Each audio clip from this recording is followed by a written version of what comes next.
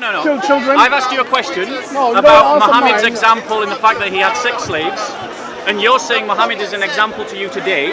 So was Muhammad a good example or a bad example when he had 6 slaves when he allowed his Sahaba to have 6 You're slaves? a good example. Does anyone notice that he's not answering the question? Moses is good example. They're all good examples.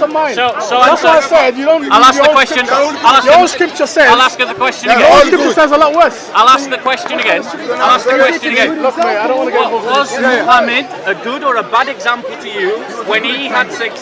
So, Muhammad was a good example. Excuse me.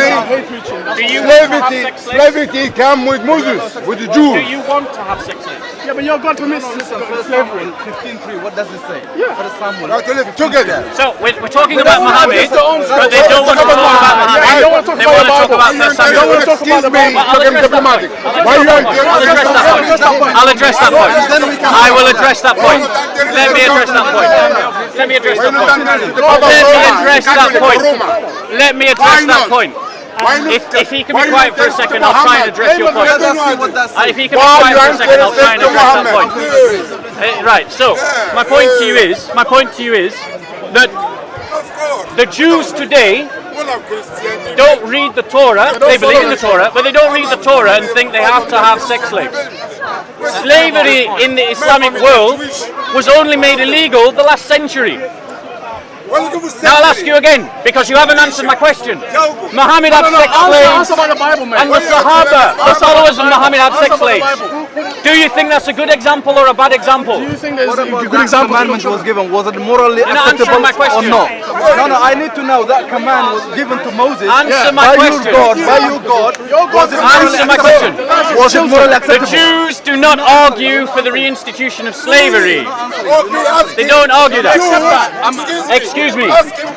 So I will ask you again, was Muhammad a good or a bad example to have sex slaves? Answer the question. Good or bad? It's his heart and his mind. Not answering the question. Is there any Muslim here that wants to answer the question? I'm a Muslim. You're a Muslim. I'll ask you then. No, but I don't believe the way that they believe. That's fine. I don't believe the Hadith and Sunnah because the Hadith and the Sunnah actually demonize the Prophet. Okay. But if you want to understand the Prophet, you study the book itself that he delivered. The Quran. Yeah, then you understand what he really was, as opposed to how they'll be led to believe it. Okay, so let me ask you this question, because obviously we got 2 kinds of Muslims here, which addresses this guy's Sorry, question. we are Muslim one. We are not kind of Muslim. who believe in We are the Muslim one. and some He Muslims said who we are don't believe in the kind of Hadith. Muslim. No Let chance me for ask you you. this question. No, we are together. We are all Muslim. In a Quran-only version of Islam, without the Hadith, is slavery permissible or impermissible? Impermissible. So there is no verse in the Quran that talks about slavery. Yes, there is, but the question you've asked me, does Salam permit slavery? It does not permit. It does not permit it. So Muhammad didn't instruct his followers to have slaves. Bring me the verse. Okay, so the brother here said there's no verse in the Quran. No, I didn't say No, I that. don't believe There's it. no verse in the Quran that permits That allows slavery, that allows slavery. Okay, so listen. What chapter is it? So I can check it on my notes. Surah 4, 24. Could you find the one about the prostitution as well? Yeah. Surah 4, 24. Also prohibited are women already married, except those whom your right hands possess. This is talking about slavery. This is talking about the possession of one human owning another How human. you know why you're not in the throne? Where's the one about How you know that? Which hadith? Ibn Kathir. Well, look at you. No. Here's another verse. Look at the bottom. Here's Ibn Here's Kathir. another verse. You can't put it. Here's Ibn Kathir. Al-Qurtubi. Here's another verse. Which proof? 24:33. Yeah. So another How do verse. you know this? The truth. This is your Quran, No, the Quran is translated by different. your own Muslim scholars. This isn't a Christian. The Quran. This is a He can this is a explain the Quran the way he Are you wants. listening? He can write what he wants. What are you talking about here? A lot of the translations that you have today, Yeah. to translate the Quran, they use the Hadith and Sunnah. Speak up, brother. This brother can't hear you. Speak up. All good. What they do is Louder, louder. there are certain verses within the Quran Yeah. that they translate. That doesn't matter. They It's your try using brother. the Hadith and It's your Sunnah brother to Muslim. translate the Quran. And what they've done is to justify certain sayings within the Hadith, they've manipulated certain words, because we know as Muslims that words in Arabic have multiple meaning words. One word can mean 100 different things. Okay. But what the translators have done, have decided to choose a particular word to corroborate with the hadith, where they could have chosen an alternative meaning for that same word. How do you know they're wrong? Okay, brother, sorry, if I may. This is a response. The defense given by this Muslim brother, because these two Muslim brothers didn't want to answer the question, was that the translators have manipulated the translation certain verses to agree with the hadith. Now I have a couple of responses to that. Firstly, is there any Muslim here who believes that you can be a Muslim without believing in the hadith? Put your hand up. Do you believe in the hadith? Do you believe in the hadith? According to you, is this man who doesn't believe in the hadith a Muslim? He is. Okay. Do you reject all hadith? Period. All hadith, period. Just the Quran. Okay. So, is there a translation of the Quran that you believe in? Yeah. Which? It's by Edip Yüksel. Edip Yüksel. Edip Yüksel. Yeah. I don't know who he is. It's a great translator. That's fair enough. I will have to look it up. Yeah. I will have to look it up. So I look at this other website, QuranIslam.org. Absolutely Islam. No, QuranIslam.org. Okay. Fantastic information Now, about Islam. since if you could bring forward that translation, we'll work from the two together. We'll work from the two together. According to the Quran, in Surah 24, Ayah 33, it states, and I quote, translated by Yusuf Ali, a scholar of Islam, "But force not your maids to prostitution when they desire chastity, in order that ye may make a gain in the goods of this life. But if anyone compels them, yet after such compulsion, Allah is oft forgiving, most merciful." So the Quran is discouraging Muslims from forcing women into prostitution, but it's saying if you do it, Allah will turn to you in mercy, because He's oft forgiving, most merciful. So I ask all the Muslims here, does that ring good with your conscience? Do you think it is good to force women into prostitution? No. Yes or no? Muhammad is not acceptable. Your Quran. These are not my words. These are the words of Yusuf Ali. Leave the Muslim alone. Why are you deceiving? Why don't leave the Muslim alone? Deceiving. Muhammad His brother is said not I'm acceptable. deceiving. So film the verse. Film the verse. It's going to be on YouTube. The verse. Surah 24, verse 83. Film the verse. See the verse. Would you like to read the verse? This man is saying that I'm lying. This man is saying that I'm lying. He accuses me of lying. I've got the verse here. I'll read it again. That you can If write I'm it by lying, yourself. I'll show you the verse. Welcome to Sandbox. But force not your maids to prostitution when they desire chastity, in order that ye may make a gain in the goods of this life. But if anyone compels them, yet after such compulsion, is Allah oft forgiving, most merciful. That's Yusuf Ali's translation of the Quran. I'm not making it up. The evidence is there. He wants me to show him. Anyone who wants to look, I'm holding the book. You can look for it. He wants to read. Your translation is different from my translation. Okay, brothers. This guy has a different translation of the Quran, a different version. Read your version. It says, "Let those who are not able to marry continue to be chaste until Allah reaches them." Allah is for us, akhi. No, Salah, we don't have different, we have one. Can we? We don't have different. Let those who are not able to marry continue to be chaste until Allah enriches them of his bounty, if those whom you have contractual rights with seek the signature, then sign with them if you find that they are ready, and give them from the wealth of Allah which he has bestowed upon them. Do not force your daughters into marriage when they have desired independence, in order that you may make a gain in the goods of this worldly life. But if anyone has compelled them, then considering their compulsion, Allah is forgiving. Okay, so what we have here is two really radical, different translations of the one Quran. Mine says prostitution, his says marriage. So, let me ask you this question. How many copies of the Quran are there? How many? How do you know? Not 10 Mariam Virgin is a prostitute. You're Christian, the Jews. How do you know? Mariam Virgin, we love Mariam Virgin, we love her. We never talk about Christianity, Who bad. translated your version? Who translated your version of the Quran? Edith Yüksel. Edith Yüksel. Mine's Yosef Ali. This is an interesting point. We have two Arabic speakers who can't agree whether a word is saying prostitution or marriage. No, which one? So has anyone got hold of the Arabic? So, coming back to my point, those of you who believe Muhammad is your No one. Which one? Which Quran? The Bible is not memorized by no one. Don't get too happy. Which Quran is slaves? Yes or no? Excuse me. Can you Why you don't go to Papa? No, forget Muhammad. Why don't go to Papa of Roma? I know him. Mother Teresa. When you address that, then we can address. Okay. So, We love Muslims. Sorry? We love Muslims. My family is Jews. My family is Christian. My family is Jewish. Alhamdulillah. 15, I'm Muslim. 3. What's wrong with it? That's the wrong people. Go away from us. Fucking rubbish. Okay. And you show me, Okay. and then you show me where is example than that in the Quran.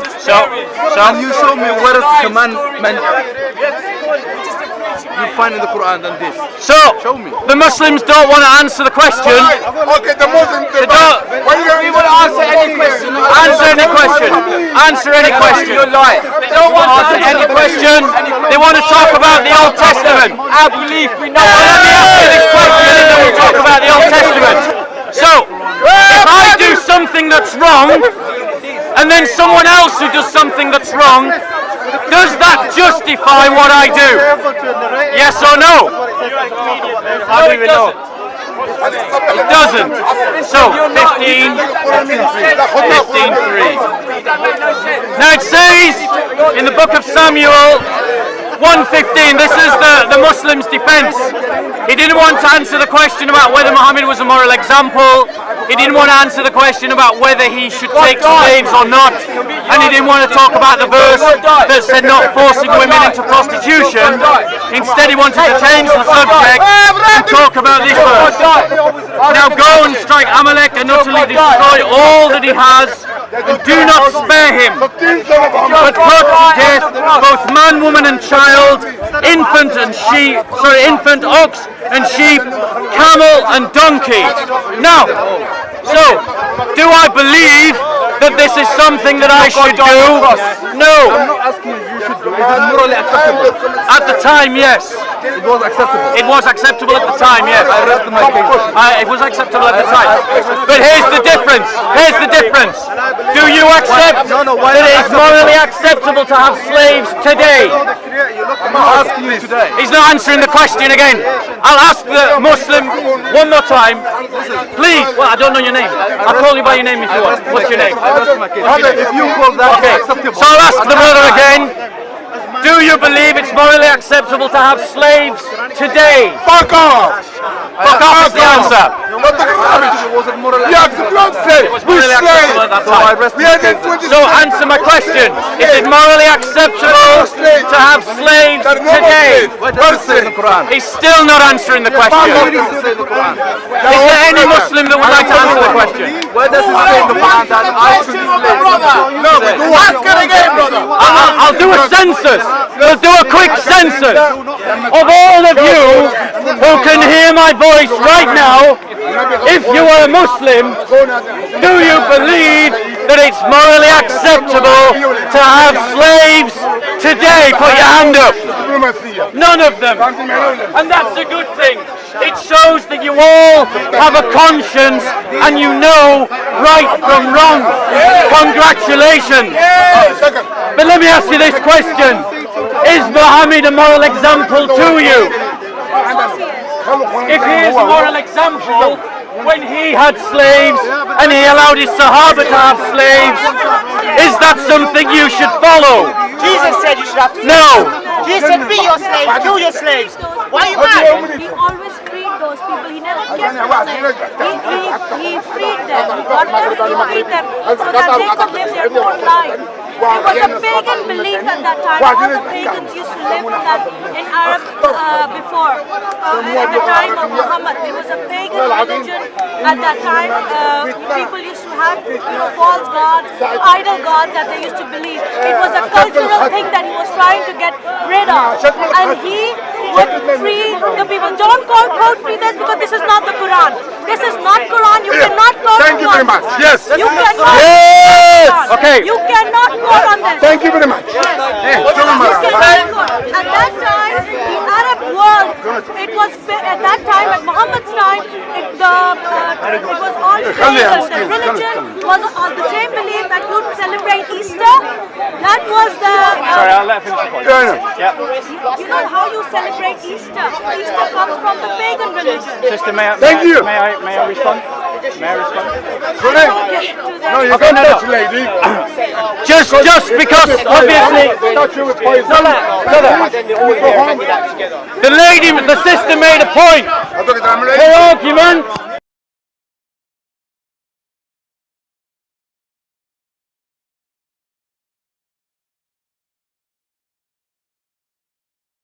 was that Muhammad was freeing slaves, that this was a pagan hangover that Muhammad was getting rid of. Muhammad. Don't say Muhammad.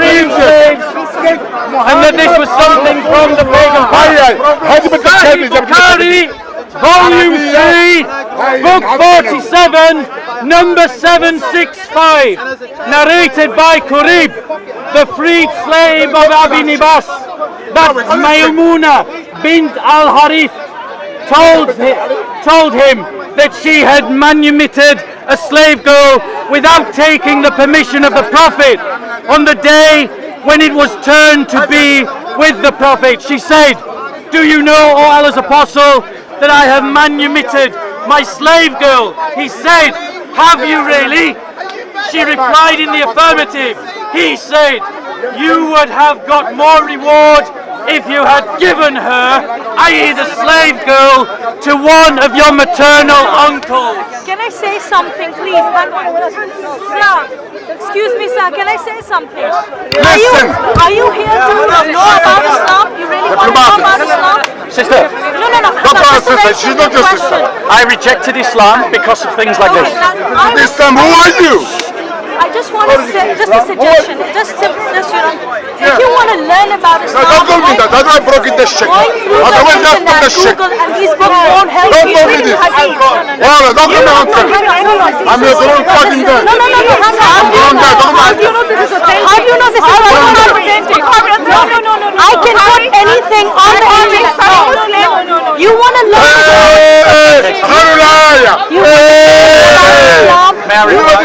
You want to learn about Islam? These are not the things to go on.